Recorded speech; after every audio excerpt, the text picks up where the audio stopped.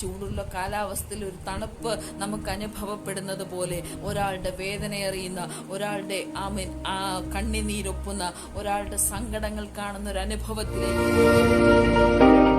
ഇരുൾ അടഞ്ഞ വഴികളിൽ തിരുനാളമാകുവാൻ ഇന്നത്തെ ചിന്ത. ദൈവത്തിന്റെ പരിശുദ്ധനാമം ഈ രാവിലെ സമയം വാഴ്ത്തപ്പെടുമാറാകട്ടെ. ഇന്നത്തെ ചിന്തയ്ക്കായിട്ട് നാം തിരഞ്ഞെടുത്തിരിക്കുന്ന ഭാഗം സങ്കീർത്തനങ്ങളുടെ പുസ്തകമാണല്ലോ. അതിന്റെ 133 സങ്കീർത്തനമാണ് ഇന്ന് നാം തിരഞ്ഞെടുത്തിരിക്കുന്നത്.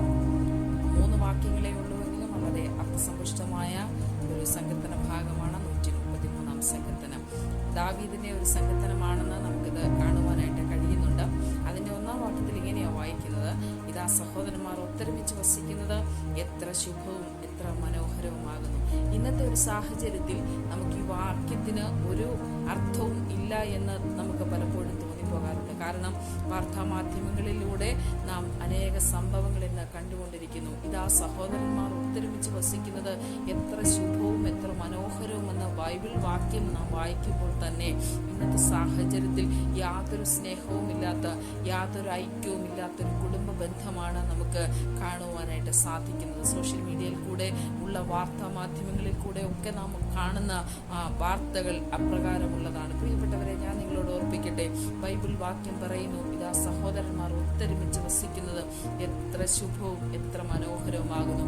പരസ്പരം സ്നേഹത്തോടും പരസ്പരം സഹകരണത്തോടും പരസ്പരം സന്തോഷത്തോടും കൂടെ ജീവിക്കുന്ന മനോഹരമായൊരു സാഹോദര്യ സ്നേഹം നമുക്കിവിടെ ഈ വാക്യത്തിലൂടെ കാണുവാനായിട്ട് കഴിയുന്നുണ്ട്.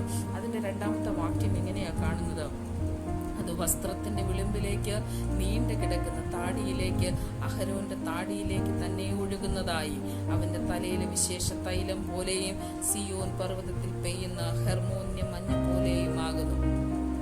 പഴയ നിയമ പശ്ചാത്തലത്തിലാണ് ഈ സങ്കീർത്തന ഭാഗം എഴുതിയിരിക്കുന്നത്.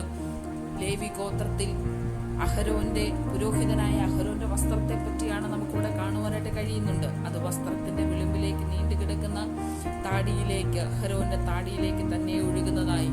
തലയിൽ അഭിഷേക തൈലം വീണ ഒരു പുരോഹിതന്റെ താടിയിലേക്ക് അഭിഷേക തൈലം ഒഴുകുന്നത് പോലെ സാഹോദര്യ സ്നേഹം ഒരാളിൽ നിന്ന് മറ്റൊരാളിലേക്ക് പകരപ്പെടുന്നതായിട്ട് നമുക്ക് അനുഭവിപ്പാൻ ഈ വാക്യത്തിലൂടെ കഴിയുന്നുണ്ട്.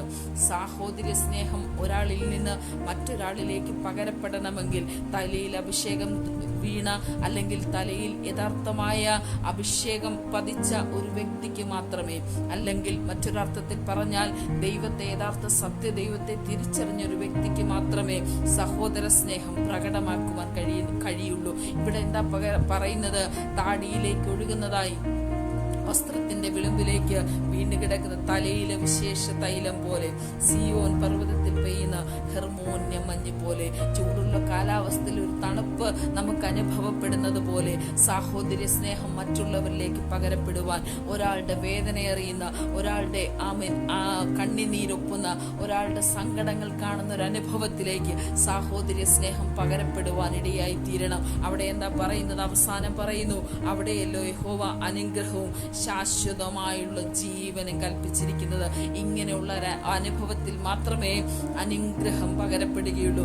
ഇങ്ങനെയുള്ള ഒരു അനുഭവത്തിലേക്ക് മാത്രമേ ശാശ്വതമായ ജീവൻ പകരപ്പെടുകയുള്ളൂ. ഞാൻ ഓർപ്പിക്കട്ടെ പ്രിയപ്പെട്ടവരെ, സത്യദൈവത്തെ തിരിച്ചറിഞ്ഞൊരു വ്യക്തിക്ക് സഹോദര സ്നേഹത്തിലേക്ക് നിലനിൽക്കുവാനും സഹോദര സ്നേഹം പകരപ്പെടുവാനും കഴിയും. അങ്ങനെയുള്ള ഒരു വ്യക്തിക്ക് നിത്യജീവൻ പ്രാപിക്കുവാനും നിത്യജീവനെ കുറിച്ച് പറഞ്ഞു കൊടുക്കുവാനും കഴിയും. പ്രിയപ്പെട്ടവരെ, ഞാൻ നിങ്ങളോട് ഓർപ്പിക്കട്ടെ, സത്യദൈവത്തെ യഥാർത്ഥമായിട്ട് തിരിച്ചറിഞ്ഞിട്ടില്ലെങ്കിൽ സഹോദര സ്നേഹത്തിന്റെ ആഴം മനസ്സിലാക്കുവാൻ നമുക്ക് കഴിയുകയില്ല.